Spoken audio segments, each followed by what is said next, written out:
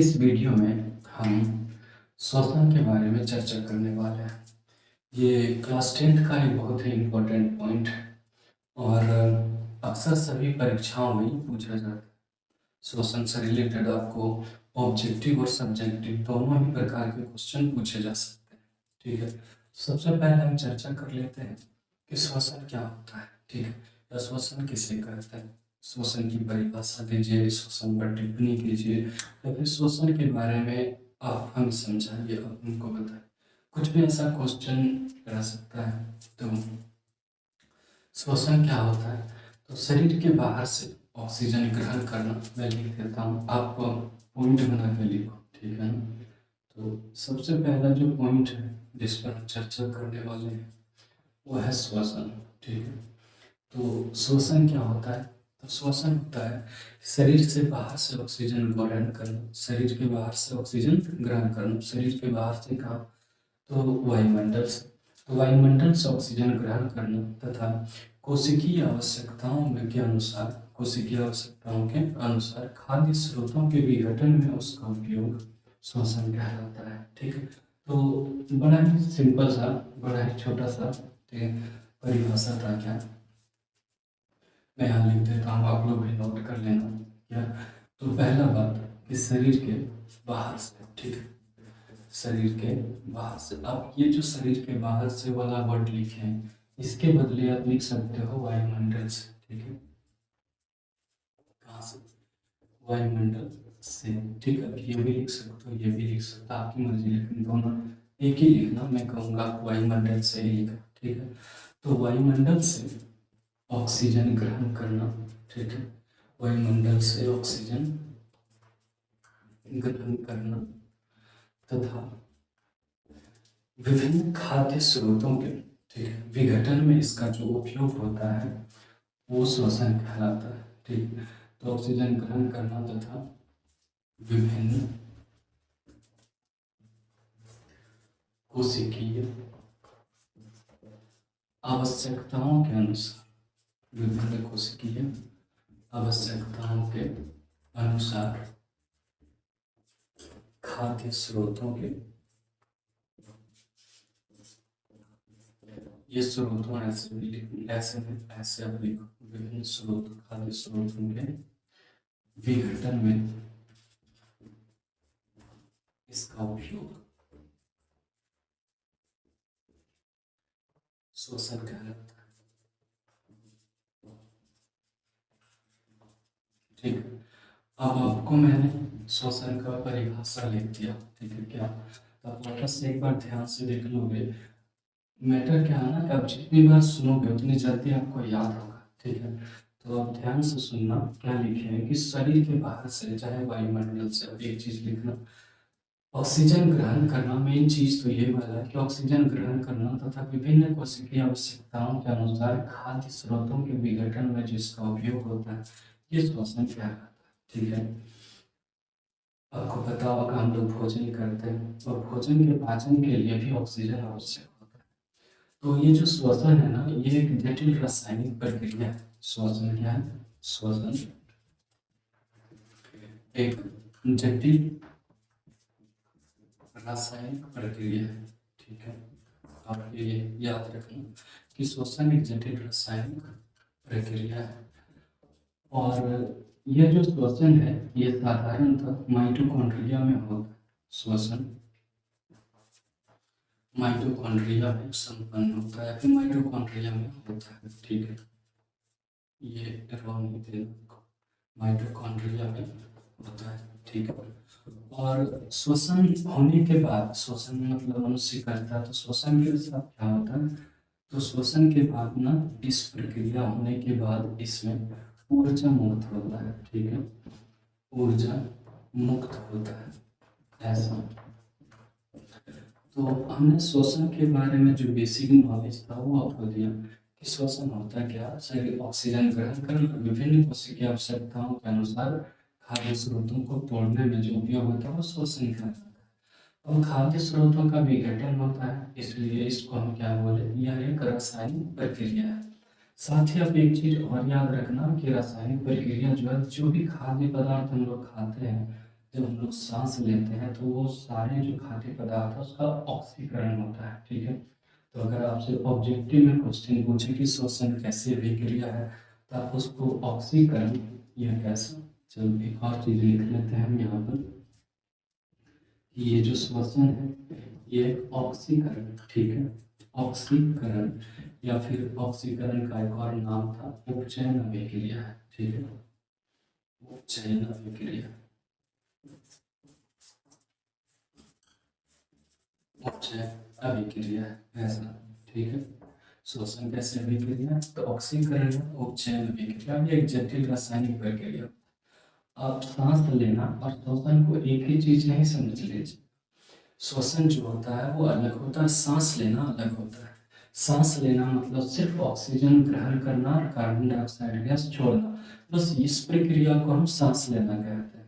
क्या, शरीर के बाहर से ऑक्सीजन ग्रहण करना तथा कार्बन डाइऑक्साइड गैस का निकास करना, ये सांस लेना कहलाता है। सांस लेना जो प्रक्रिया है वो एक रासायनिक प्रक्रिया नहीं है, ठीक है। वो एक भौतिक प्रक्रिया कह सकते हो, चलो भौतिक नहीं कहो, नॉर्मल प्रक्रिया है और उसमें ऊर्जा का निर्माण नहीं होता। इस प्रक्रिया में श्वसन में ऊर्जा मुक्त होती है या ऊर्जा का निर्माण होता, का निर्माण लिख लो तो ज़्यादा अच्छा रहेगा, ऊर्जा का निर्माण होता है, ठीक है। तो ये श्वसन और सांस लेना एक दूसरे से अलग है। सांस लेना में बस ऑक्सीजन ग्रहण करना और कार्बन डाइऑक्साइड गैस छोड़ना। चलो, तो अब हम लिखे श्वसन, ठीक है। तो सर जितना विघटन होता है, क्या ये विघटन भी किसी टाइप का होता है या श्वसन कुछ मतलब श्वसन के प्रकार होते हैं, तो आपको ये जानना है। क्या अगला नोट या पॉइंट बना के आप लिख सकते हो कि ये जो श्वसन होता है, श्वसन दो प्रकार के होते हैं।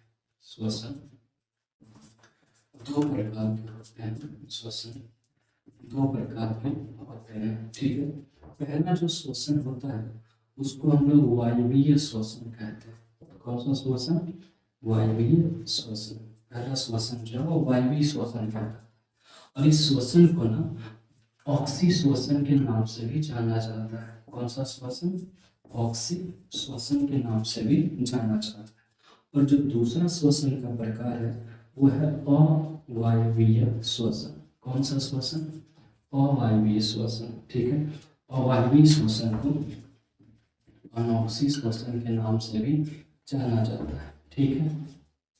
तो ऑब्जेक्टिव में ऐसा भी क्वेश्चन पूछा जा सकता है कि ऑक्सी श्वसन किसे कहते हैं, तो आपको जवाब देना है कि ऑक्सी श्वसन वायवीय श्वसन को कहते हैं और अनॉक्सी श्वसन अवायवीय श्वसन को कहते हैं। अब हम इन दोनों की परिभाषाओं का चर्चा करते हैं कि ऑक्सी श्वसन किसको कहेंगे और अनॉक्सी श्वसन किसको कहेंगे, या वायवीय श्वसन किसे कहेंगे और अवायवीय श्वसन किसे कहेंगे। तो बारी बारी से हम लिखते हैं। सबसे पहला जो श्वसन है मेरा वो है वायवीय श्वसन, ठीक है। वायवीय श्वसन, चलो देखो वायवीय श्वसन क्या होता है, ठीक है। तो आपको हम बता दें पहले ही, हम लोग जितने भी भोजन करते हैं उसमें कार्बोहाइड्रेट, प्रोटीन, वसा और भी कई चीज होते हैं उपस्थित जो हमारे लिए लाभदायक होते हैं।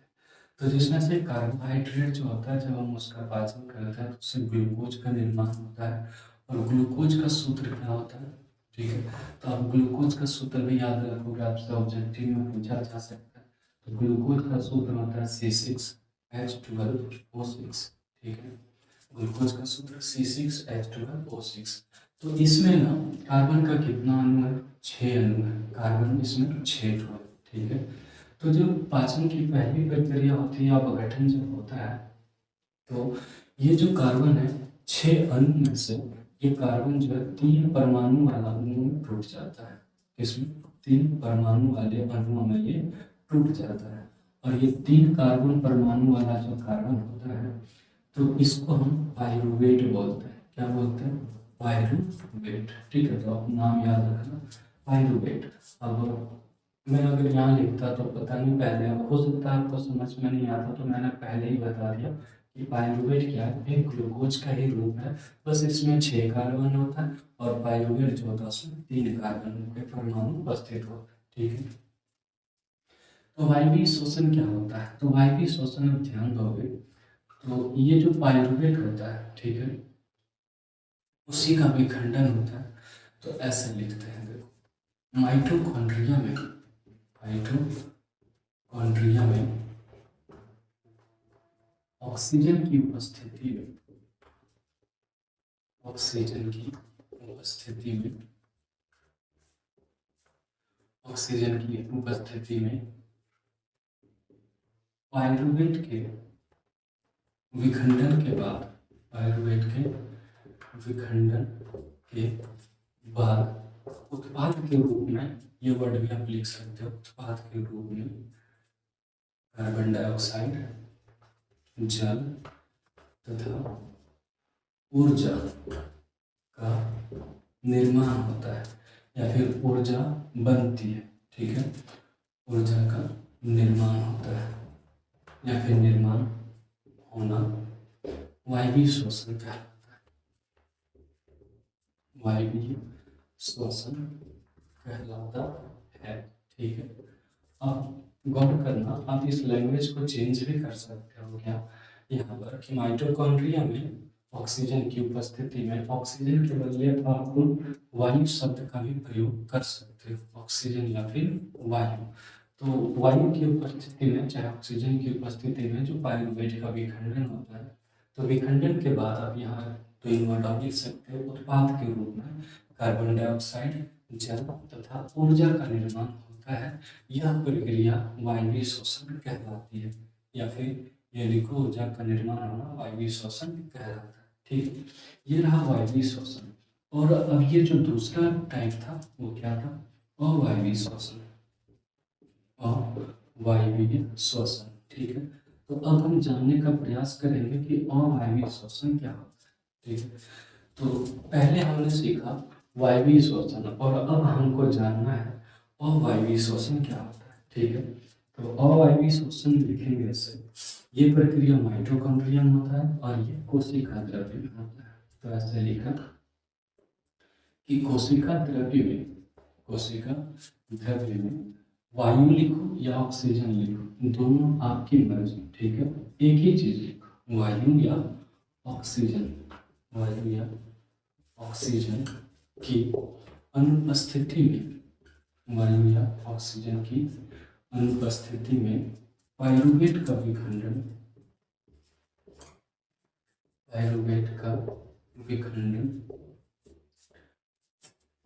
में आप गौर कर लेना, पता है शायद ये नो होता है, मैंने यहाँ मूर्धन्य दे दिया, ये नो होना चाहिए, ठीक है। तो आप देख लेना कि विखंडन में कौन सा नो है, तो और कमेंट में बताना कि कौन सा नो सही है, ये नो सही है या फिर ये नो सही है।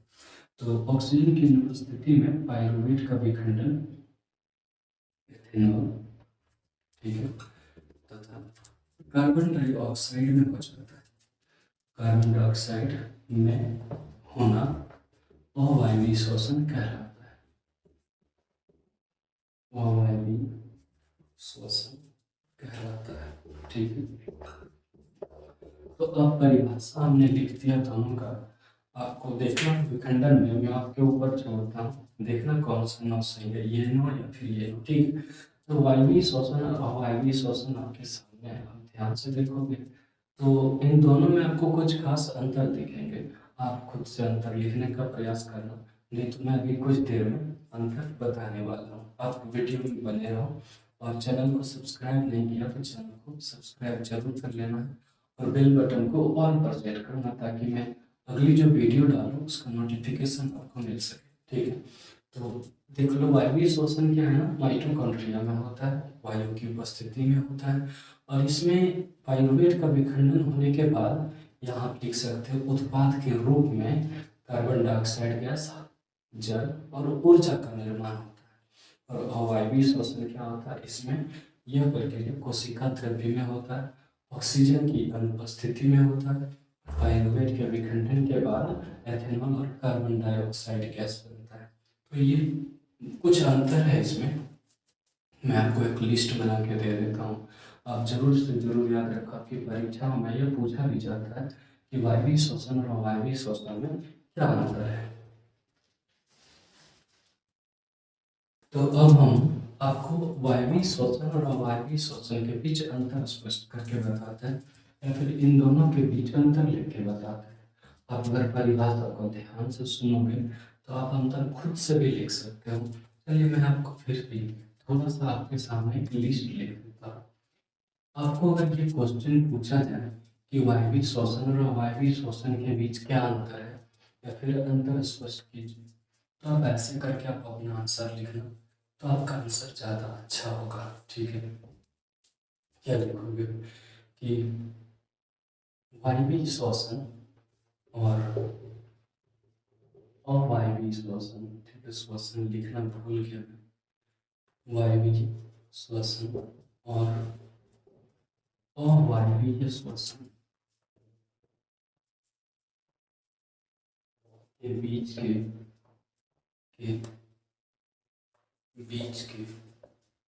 कुछ प्रमुख अंतर निम्न है। कुछ प्रमुख अंतर निम्न है या फिर निम्नलिखित है। ठीक है, आपकी मर्जी जो आप लिखना चाहो। ये लाइन लिखने के बाद आप एक कॉलम बनाना। ठीक है, कॉपी के बीच में से, और एक तरफ आप लिख देना वायवीय श्वसन और दूसरी तरफ आप लिख देना अवायवीय श्वसन।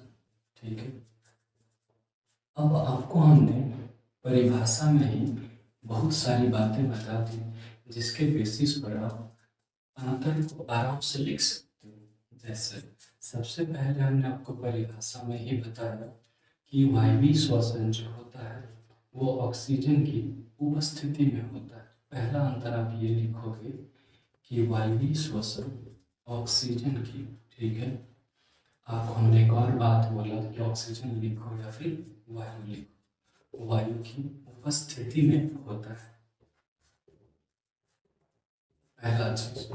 ठीक है, और इधर आप क्या लिखोगे कि यह श्वसन या फिर अवायवीय श्वसन ऑक्सीजन की अनुपस्थिति में होता है। अवायवीय श्वसन ऑक्सीजन की,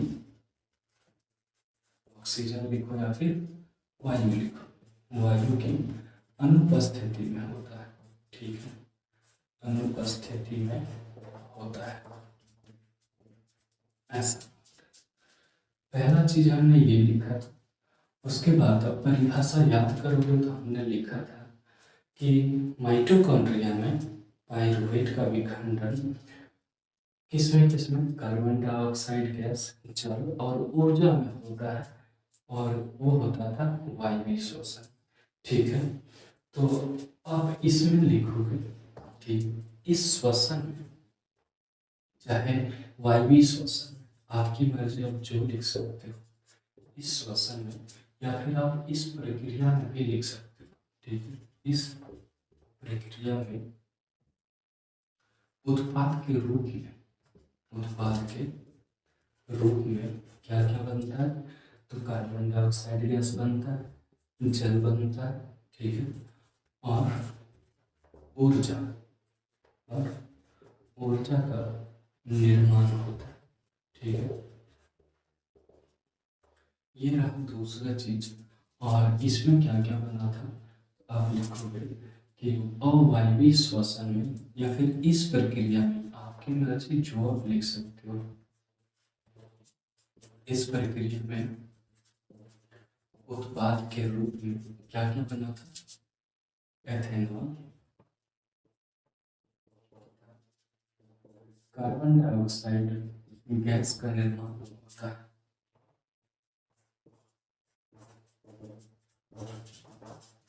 ठीक है, ऊर्जा का निर्माण इसमें भी होता है, आप साथ में लिख सकते हो, एथेनॉल, कार्बन डाइऑक्साइड गैस एवं ऊर्जा का निर्माण होता है। ठीक है, दोनों में हमने नहीं लिखा, लेकिन आप ऐड कर देना। ठीक है, अब ऊर्जा का निर्माण दोनों में ही होता है, इसमें भी और इसमें भी, लेकिन इस प्रक्रिया में या फिर इस प्रकार के श्वसन में अधिक ऊर्जा का निर्माण होता है। इस प्रक्रिया में अधिक ऊर्जा। ठीक है, और कितना अधिक, तो इस प्रक्रिया में ना 3 ATP ऊर्जा का निर्माण होता है। कितना, 3 ATP ऊर्जा का निर्माण होता है। आप अलग से भी लिख सकते थे, ठीक है, लेकिन हमने साथ में लिख दिया क्योंकि सेम चीज था। और आप इसमें लिखोगे कि इस प्रक्रिया में कम ऊर्जा, ठीक है, तो कितना कम, जैसे इस वाले में होगा 3 एटीपी, इसमें ना 2 एटीपी ऊर्जा का निर्माण होता है, 2 एटीपी ऊर्जा का निर्माण होता है, ठीक है। तो ये रहा तीसरा चीज। चौथा, ये जो श्वसन है ना, ये उच्च जीवों में होता है, ठीक है। यह श्वसन उच्च जीवों में होता है, उच्च जीवों में होता है, ठीक है। और ये जो श्वसन होता है ना, ये निम्न जीवों में होता है। यह श्वसन या फिर श्वसन की यह प्रक्रिया निम्न जीवों में होती है, ठीक है। निम्न जीवों, अब निम्न जीव का किसको बोलते हैं, जैसे यीस्ट हो गया, ठीक है, जैसे यीस्ट आदि। तो यह श्वसन निम्न जीवों या मांसपेशियों में होता है, एवं लिख सकते हैं, या क्यों लिखे, एवं मांसपेशियों में होता है, ठीक है, मांसपेशियों में होता है। मैंने आपके लिए एक और काम छोड़ा, क्या बताना कि मांसपेशियों में कौन सा स्व होता है, ये स्व सही है या फिर ये स्व हमको लिखना चाहिए, ठीक है। अब हमको कमेंट में बताना कि कौन सा स्व सही होता है, ठीक है। तो ये रहा चौथा अंतर। अब एक और अंतर है इसमें, हमने सबसे पहले लिखा था कि यह श्वसन माइटोकॉन्ड्रिया में होता है और यह श्वसन जो है वो कोशिका द्रव्य में होता है, ठीक है। तो आप ये लिख सकते हो। अब शांत, ये प्रक्रम जो है वायवीय श्वसन 2 चरणों में संपन्न होता है। यह पहले जीव द्रव्य में होता है और अंतिम चरण कंप्लीट माइटोकॉन्ड्रिया में होता है। लेकिन ये केवल कोशिका द्रव्य में ही संपन्न हो जाता है, या फिर इसको जीव द्रव्य कह सकते हो, ये केवल जीव द्रव्य में संपन्न हो जाता है, ठीक है। कि यह प्रक्रम पहले जीव द्रव्य एवं बाद में,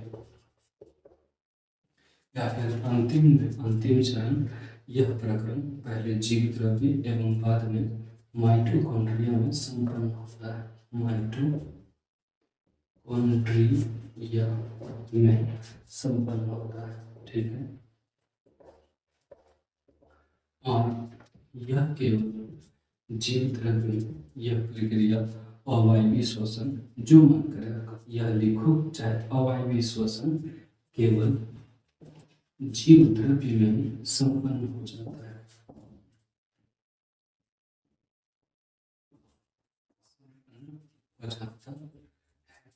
ठीक है। तो ये आपके लिए है श्वसन पर एक छोटा सा वीडियो बनाया। अगर आपको और डिटेल में जानना हो तो नीचे कमेंट में बताना। मैं मनुष्यों में पूरा श्वसन का कैसे फेफड़ों में जाता है और किस प्रकार से ये सारी प्रक्रिया होती है, मैं उन सब पर पूरा डिटेल वीडियो बना दूंगा। फिलहाल अगली वीडियो में मैं पोषण के बारे में चर्चा करने वाला हूँ। तो पोषण वाली वीडियो देखने के लिए चैनल को सब्सक्राइब करके बेल बटन को दबाइए, उसको ऑन पर सेट कीजिए ताकि आपको सारा वीडियो का नोटिफिकेशन जल्दी से जल्दी मिल सके और आप लाभान्वित हो सके। अगर वीडियो अच्छे लगे तो वीडियो को शेयर जरूर कर दीजिएगा अपने दोस्तों के साथ, अपने फैमिली के साथ। वीडियो में बने रहने के लिए थैंक यू। मिलते हैं अगली वीडियो।